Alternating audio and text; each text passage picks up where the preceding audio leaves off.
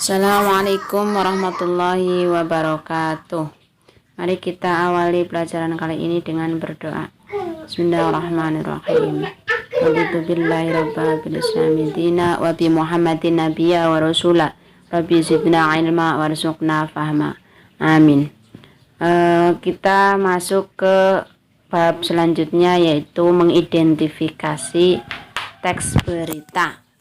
Apa saja identifikasi teks berita? Kemarin sudah Ibu jelaskan di video sebelumnya. Itu ada adiksi mbak ya, atau dalam bahasa Inggris itu 5W 1H. Apa itu adiksi mbak?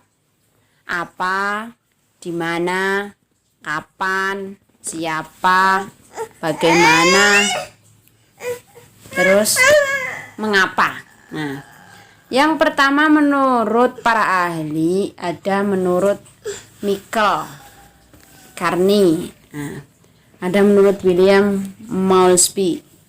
Apa itu berita? Adalah laporan tercepat dari suatu peristiwa atau kejadian yang faktual atau fakta penting, menarik bagi sebagian pembaca, serta menyangkut kepentingan mereka. Mereka siapa ya? Mereka yang memberitakan.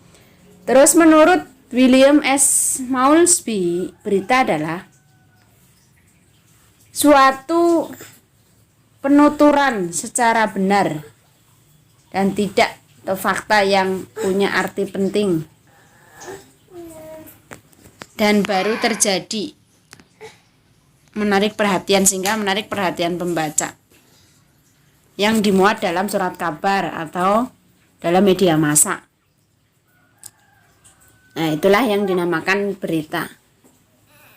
Seperti halnya yang marak terjadi ya, berita sekarang ini apa, COVID-19. Itu setiap waktu ada beritanya ya, dipaparkan berapanya, daerah mana saja, terus siapa saja yang meninggal, semuanya ada datanya, ada faktanya. Nah, karena apa? Ada bukti ya. Maka itu faktual itu untuk menguatkan benarkah itu berita. Maka Ibu katakan berkali-kali berita itu harus diserap baik-baik. Nggak boleh sembarang kita meng-share berita ya. Terus tadi yang Ibu sampaikan unsurnya antara 5W 1H. What? Suatu berita dikatakan baik jika memenuhi unsur what, yaitu berisi pernyataan yang dapat menjawab pertanyaan apa yang terjadi, yaitu wabah COVID-19 misalnya, gitu ya. Terus bagaimana peristiwanya? Suatu berita dikatakan baik jika memenuhi unsur yaitu disertai keterangan tentang orang yang terlibat dalam peristiwa. Siapa saja orangnya, orang daerah mana saja. Terus ada when. Kapan peristiwa itu terjadi? Dimulai pada awal Maret ketika di Indonesia ya, tapi di luar negeri, di Cina, di Wuhan utamanya itu pada akhir 2019. Where, di mana tempat kejadiannya? Ya kita ini di Indonesia ya, ada di tiap-tiap wilayah. Terus why, mengapa bisa terjadi? Itu berawal dari kejadian berawal dari virus yang katanya dari kelelawar itu ya. Terus how, bagaimana terjadi itu bisa terjadi? Nah, itu karena virus ya, yang menyebar dari hewan ke manusia. Itu menurut para ahli kesehatan. Nah, itu 5W 1H. Dalam bahasa Indonesia ada adiksi mbak ya. Ingat-ingat, bukan adik macan, adiksi mbak. Kalau adik macan gimana itunya? Singkatannya apa? Adiksi mbak. Simba macan atau apa? Ya, ingat, dalam berita itu adiksi mbak itu unsur dalam berita. Terus dilanjutkan, unsur dalam pembuatan berita. Mengapa berita itu diangkat ya, ditayangkan? Ada unsur pertama adalah aktual. Nah, baru terjadi ya, masih hangat-hangatnya, itu aktual atau sedang terjadi. Nah, yang lagi viral kata antum semua biasanya. Contohnya berita apa? Kakek-kakek menikah gadis muda misalnya, banyak ya. Atau ada kemarin berita laki-laki menikahi 2 wanita dalam waktu yang sama, itu di daerah NTB sana ya. Terus yang kedua ada unsur faktual, fakta. Ada kejadian benar-benar merupakan kenyataan, maka fakta itu biasanya dibuktikan dengan data ya. Itu tadi misalnya berapa ribu, ada 16.000 orang terkena di Wuhan misalnya. Kalau di Indonesia berapa kemarin terakhir itu ya. Terus ada unsur penting. Nah, itu tadi ya, kejadiannya benar.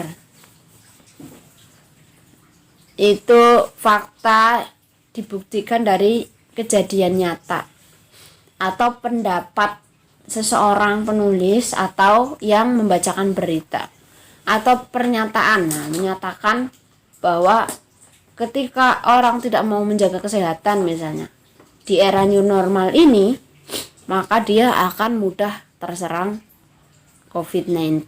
Nah, unsur penting, ada 2 hal dalam berita dinilai penting. Pertama, tadi ya, kepentingan orang banyak. Nah, berita itu untuk menyangkut kepentingan orang banyak atau mempengaruhi kondisi masyarakat. Contohnya itu tadi ya, suruh jaga jarak, pakai masker, pakai hand sanitizer dan seterusnya. Itu unsur penting berita. Unsur menarik, menimbulkan rasa ingin tahu, menghibur atau aneh atau wah ya. Kriminalitas contohnya ketertarikan dari masyarakat menyimak isi berita tersebut ya. Kan kalau sudah terjadi nggak mungkin diputar lagi ya. Kecuali mungkin ada beberapa berita misalnya kayak di hotspot itu keajaiban apa gitu. Terus fakta dan opini. Fakta dalam teks berita adalah suatu hal yang telah terbukti kebenarannya. Nah, apa yang membuktikan? Ada fakta, ada opini. Kalau fakta itu nyata, kalau opini itu biasanya pendapat dari penulis tersebut atau yang mengangkat berita tersebut. Nah, maka yang menyampaikan berita itu siapa? Namanya berita, penyampai berita itu adalah pewarta. Nah, ingat ya, penyampai berita itu adalah pewarta. Berita itu didapat dari mana? Itu ada banyak wartawan ya. Kalau antum mau jadi wartawan, ya itu harus siap kemana-mana ya. Bu mau jadi presenter, penyampai berita, pewarta berita, boleh, ada kuliahnya masing-masing. Terus selanjutnya ada sumber kalimat fakta, yaitu fakta diperoleh dari peristiwa nyata. Fakta yang diperoleh dari hasil riset. Itu misalnya ada yang dari kesehatan tuh ya. Dari rumah sakit mana, yang kena siapa saja, yang kena corona gitu ya. Itu dari hasil riset atau pembuktian ya. Fakta yang diperoleh, yang ketiga fakta yang diperoleh dari pendapat seseorang berupa hasil pengamatan ya, peristiwa pengamatan. Misalnya ada peristiwa gerhana matahari, maka dari Badan Meteorologi Geofisika menyebutkan di situ ya. Terus ciri-ciri fakta, ada keterangan waktu. Di situ waktunya kapan terjadi, tanggal berapa, hari apa mungkin, itu ada keterangan waktu. Ada keterangan angka atau data tadi ya, sekian-sekian berupa angka ya, terus pukul sekian dan seterusnya. Terus yang ketiga ada keterangan tempat, di mana tempatnya itu terjadi. Contohnya kayak di situ ya, penyelundupan telepon seluler makin marak dan sebagainya. Terus ada lagi berita pencopotan Bapak Nadiem Makarim. Apa sebabnya? Itu yang terbaru ya. Nah itu coba itu fakta atau hoax. Nah maka kita harus hati-hati. Terima kasih, itu saja yang dapat Ibu sampaikan. Bacaan hamdalah. Alhamdulillahirabbil alamin. Subhanakallahumma wa bihamdika asyhadu an la ilaha illa anta astaghfiruka wa atubu ilaik.